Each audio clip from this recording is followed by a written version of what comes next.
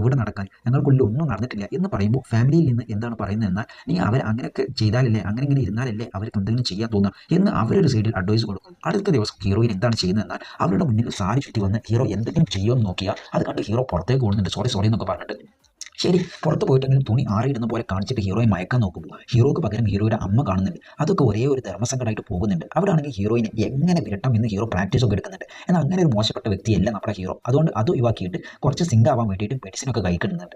ഇന്ന് രാത്രി എന്തെങ്കിലും ചെയ്യണം എന്ന് നല്ലോണം ട്രൈ ചെയ്യുന്നുണ്ട്. പക്ഷേ അവർക്ക് അതൊന്നും വരണമെന്നില്ല. സോറി പറഞ്ഞിട്ട് പുതച്ച് മൂടി കിടക്കുന്നുണ്ട്. അടുത്ത ദിവസം രാവിലെ തന്നെ ഹീറോയിൻ്റെ വീട്ടിൽ നിന്ന് കോൾ വരുന്നുണ്ട്. എന്തായി വല്ലതും നടന്നോ എന്ന് ചോദിക്കുമ്പോൾ എന്ത് നടക്കാൻ, ഒന്നും നടന്നിട്ടില്ല. ഇതാണ് ഞാൻ ലവ് ചെയ്ത് കല്യാണം കഴിക്കാമെന്ന് പറഞ്ഞത്. ഇവരാണെങ്കിൽ റൊമാൻസിന് സെറ്റേ ആവില്ല. ഞങ്ങൾക്കുള്ളിൽ ഒന്നും നടന്നിട്ടില്ല. ആരംഭിക്കുമ്പോൾ എന്തോ നല്ല പോലെ ആരംഭിക്കുന്നുണ്ട്, പക്ഷേ അപ്പോഴേക്കും ഫ്യൂസ് പോകുന്നുണ്ട്. നല്ല വേസ്റ്റാണ് എന്നിങ്ങനെ ഇവരെ പാട്ടിന് ഫോണിൽ സംസാരിക്കുന്നുണ്ട്. ഇത് നമ്മുടെ ഹീറോ കേൾക്കുന്നുണ്ട്.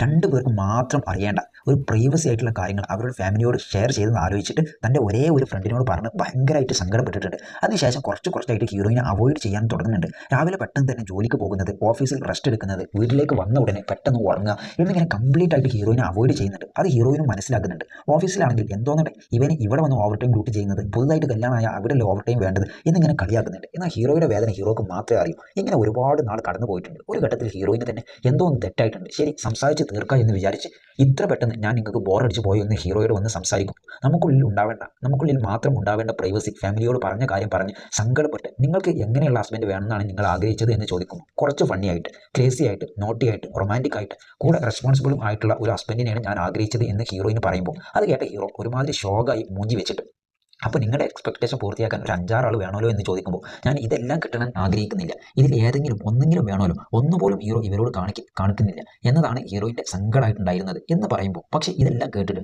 സിമ്പിളായിട്ട് ഹീറോ സോറി നിങ്ങൾ വെച്ചിട്ടുള്ള നിബന്ധനകളിൽ ഒന്നുപോലും എൻ്റെ അടുത്തില്ല സോറി എന്ന് പറഞ്ഞു പോകുന്നുണ്ട്. ഇതൊരു സാധാരണ പ്രശ്നമാണ്. 2-3 ദിവസത്തിനുള്ളിൽ തീരും എന്ന് ഹീറോയിൻ വിചാരിച്ചിട്ടുണ്ട്. എന്നാൽ അടുത്തടുത്ത നാളുകളിൽ MBA പഠിക്കാൻ പോകുന്നുണ്ട്, ഈവനിങ് ക്ലാസ് ഉണ്ട് എന്ന് പറഞ്ഞ് ഈവനിങ് പോലും വീട്ടിലേക്ക് പോകുന്നില്ല. ഇതുകൊണ്ട് ഹീറോയിന് ഈ ഒരു വീട്ടിൽ അടഞ്ഞിരുന്ന് ലോൺലി ആയിട്ട് ഫീൽ ചെയ്യുന്നുണ്ട്. ശരി ഓക്കെ ഒരു ഘട്ടത്തിൽ ഞാനടുത്ത് ശരിയാക്കേണ്ടത് എന്ന് വിചാരിച്ച് നേരിട്ട് സംസാരിക്കുക എന്ന് കരുതി അവരുടെ ക്ലാസ്സിലേക്ക് പോകാമെന്ന് പറഞ്ഞു പോയാൽ അവിടെ നമ്മുടെ ഹീറോ ഒരു പെണ്ണിനോട് സംസാരിക്കുന്നുണ്ട്. അത്രയുള്ളൂ തീർന്ന്. അത് കണ്ട ഉടനെ ഇവർക്ക് ഭയങ്കര ദേഷ്യം വരുന്നുണ്ട്. നേരെ അവിടേക്ക് പോയി തല്ലുണ്ടാക്കുന്നുണ്ട്. അതിന് ശേഷമാണ് അറിയുന്നത് അവർ വഴി പറഞ്ഞു കൊടുക്കാനാണ് ആ ഒരു പെണ്ണിനോട് സംസാരിച്ച് ചെയ്യുന്നത്.